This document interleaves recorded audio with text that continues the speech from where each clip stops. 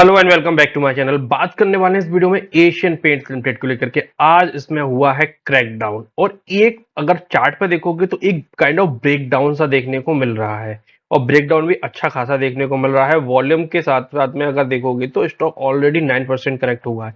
Actually result बहुत ज्यादा ही गंदे आ गए थे और ऊपर से सोने पे सुहागा क्या हुआ, मतलब सोने पे सुहागा क्या, करेला ऊपर से नहीं चढ़ा ज्यादा बेटर है कि जो बड़े-बड़े ब्रोकरेज फर्म्स हैं उन्होंने इसको डाउनग्रेड्स कर दिया है। तो पहले से ही रिजल्ट का इम्पैक्ट तो होना ही था, ऊपर से डाउनग्रेड्स का इम्पैक्ट और देखने को मिला और स्टॉक हो गया भाई ऑलमोस्ट 9% के आसपास करेक्ट। तो यहाँ पे न्यूज देखने को सारी चीजें मिल रही हैं। Asian paints overall volume decline पहली बार देखने को मिलेगा। 0.5% का वॉल्यूम का डिक्लाइन देखने को मिल रहा है। सेल्स में डिग्रोथ देखने को मिल रही है और लगातार 2 क्वार्टर से डिग्रोथ मिल रही है। और यहाँ पे brokerage firm Jefferies maintain its under perform rating on Asian paints with the price target 2100, मतलब 2100 रुपए का टारगेट है, which implies the potential downside 25% from Friday closing level. मतलब इसमें 8% 9% तो ऑलरेडी आ चुका है, मतलब अभी भी डाउन साइड के चांसेस है। तो टेक्निकली देखेंगे 2100 रुपए क्या लेवल लेकर के इन्होंने निकालने की कोशिश की है। Jefferies Jefferies wrote in its note that it remains concern on competition which has also blurred the future outlook for the company. It will review the estimates after the earnings call that company schedule hold of the meeting। ये सारी चीजें हैं। ऊपर से company ने जो commentary की है ना, कमेंट्री भी कोई ज्यादा अच्छी देखने को नहीं मिल रही है। कमेंट्री में भी देखोगे तो कंपनी ने कहा है कि आगे आने वाले टाइम का क्वार्टर जो, मतलब जो भी क्वार्टरली रिपोर्ट है वो भी कोई खास देखने को नहीं मिलेंगे। मतलब वहां पे भी एक कंसर्न है कि जो अ, आगे आने वाले टाइम में ज्यादा चीजें बेहतर बन सकती है। While broader demand weakness has weight on the overall industry growth is recent quarter, Asian paints lagging the peers of the difference expanding further the second quarter both on the revenue and earning front। सारी चीजें मतलब इसी और जो जो इनकी commentary हुई है, कमेंट्री में भी कहा है कि हाँ आने वाले टाइम में भी हो सकता है कि हम लोगों को मतलब ग्रोथ ज्यादा अच्छी देखने को ना मिले। तो इस प्रकार की कमेंट्री वगैरह से आज डेंट तो पड़ गया है। तो देखने वाले हैं इसमें कि क्या आगे रह सकता है, टेक्निकल्स क्या है, फंडामेंटल्स सब क्या कह रहे हैं और टेक्निकल्स में सबसे इंपॉर्टेंट क्या एक बहुत बड़ी घटना घटी है एशियन पेंट्स के इतिहास में। ये सबसे बड़ी घटना है अभी तक के इतिहास की, वो भी मैं आपको दिखाऊंगा टेक्निकल्स में।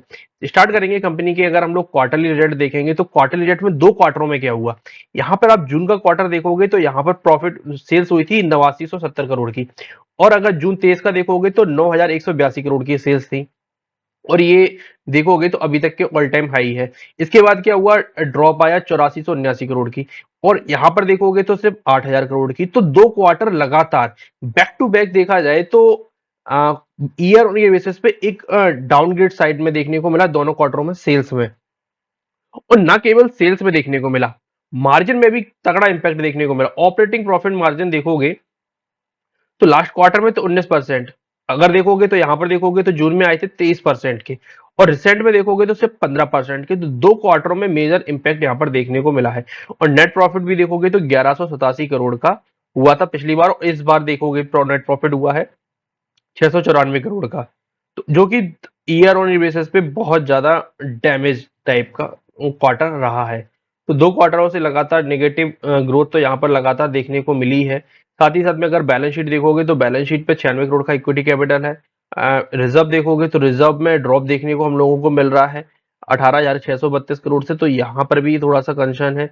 ऊपर से डेट देखोगे, डेट भी थोड़ा सा बढ़ता हुआ, खैर डेट ऐसा कुछ बड़ा बहुत ज्यादा नहीं है, लेकिन यहाँ पर भी देखोगे तो अभी तक एक भी क्वार्टर देखोगे, एक भी साल के रिजर्व देखोगे तो यहाँ पर कोई किसी में भी डाउन साइड देखने को नहीं मिला है। हालांकि अभी 6 महीने के हैं, 6 महीने बाद देखेंगे तो उसमें बढ़ता हुआ भी देखने को मिलेगा, क्योंकि अल्टीमेटली कंपनी है प्रॉफिट में ही है। तो यहाँ से कंपनी को कुछ अच्छा तो करना पड़ेगा। और अगर प्रोमोटर होल्डिंग देखोगे तो प्रोमोटर होल्डिंग इंटैक्ट है। एफआईआई का देखोगे तो एफआईआई का सितंबर के क्वार्टर में बढ़ता हुआ देखने को मिला है वेटेज। वहीं डीआईएस का देखोगे तो डीआईएस का भी वेटेज बढ़ता हुआ देखने को मिला है। लेकिन इंटरेस्टिंगली ये है कि अब एफआईआई की हो चुकी है हैवी सेलिंग। तो मोस्ट पॉसिबिलिटी है कि यहाँ पर भी एफआईआई की होल्डिंग डिक्रीज होती हुई देखने को हम लोगों को थोड़ी बहुत देखने को मिल सकती है। कोई ब्लॉक डील्स वगैरह है क्या? तो यहाँ पे 33-21 रुपए के टाइम पे कुछ ब्लॉक डील्स हुई थी, सितंबर के महीने में ब्लॉक डील्स बेसिकली देखने को हम लोगों को मिल रही हैं। तो प्रॉब्लम तो है। अब फंडामेंटल और देख लेते हैं कंपनी के फंडामेंटल्स। तो 2,43,000 करोड़ का मार्केट कैप है, स्टॉक का पी देखोगे तो 51 का, हालांकि मार्केट लीडर है भाई, थोड़ा बहुत तो प्रीमियम पे बनता है, खैर ऐसे कोई प्रॉब्लम नहीं है। प्रोमोटर होल्डिंग देखोगे तो 52% की है। फ्री कैश फ्लो काफी अच्छा है, डेट के कंपेरेटिवली तो काफी ज्यादा है, मतलब डेट से तो ज्यादा ही फ्री कैश फ्लो देखने को मिल रहा है। और डेट इक्विटी देखोगे तो 0.14 के, ऐसे मैंने कहा था कि कोई बहुत ज्यादा डेट तो देखने को नहीं मिल रहा है। बुक वैल्यू देखोगे तो 188 की है, डेफिनेटली काफी लगभग लगभग 12 से 13 गुना के आसपास पे ट्रेड कर रहा है बुक वैल्यू के कंपेरेटिवली। वहीं अगर हम लोग इसकी इंट्रिंसिक वैल्यू भी निकालें तो 646 रुपए की निकल के आती है। और यही यहाँ पर 13.6 टाइम्स अपनी बुक वैल्यू के ट्रेड कर रहा है। अब यहाँ पर देखोगे तो ये है इसका वीकली चार्ट। डेली चार्ट निकाल के देखते हैं, हालांकि एक ही दिन की कैंडल है तो चलिए इसी पे काम चल जाएगा। स्टॉक का प्राइस देखोगे ट्रेड कर रहा है 2545 रुपए पे इस टाइम पे। और आज की अगर कैंडल देखोगे तो आज एक ही दिन हुआ है, मंडे है, तो मंडे की कैंडल है, ये हुआ थी क्लोजिंग, तो क्लोजिंग वैसे ही बहुत स्ट्रांग देखने को मिली थी। और आज इम्पैक्ट देखोगे तो बहुत ज्यादा है। और अगर हम लोग डेली टाइम फ्रेम में निकालते हैं तो डेली टाइम फ्रेम में देखोगे तो यहाँ पर वॉल्यूम देख रहे हो, बहुत ज्यादा एग्जिट्स यहाँ पर पॉसिबल है देखने को। और गैप देख रहे हो, कितना तगड़ा गैप यहाँ पर बनता हुआ देखने को मिल रहा है। अब जो जेफरीज वगैरह जो ब्रोकिंग फर्म्स है वो टारगेट निकाल रही हैं, वो किस लेवल से टारगेट निकाल रही हैं? देखिए, एक तो हो गया 2200 रुपए का लेवल, जो 2270 रुपए के आसपास का लेवल, जो कि लास्ट टाइम का अगर देखोगे तो स्टॉक ने यहाँ पे एक हल्का सा ब्रेकआउट आया था, ब्रेकआउट के बाद स्टॉक स्ट्रांग गया था। फिर उसके बाद में रिटेस्टिंग हुई थी, फिर ऊपर अच्छा गया था, फिर रिटेस्ट हुआ, तो अब फिर ये एक अच्छा खासा सपोर्ट जोन यहाँ पर बन गया था।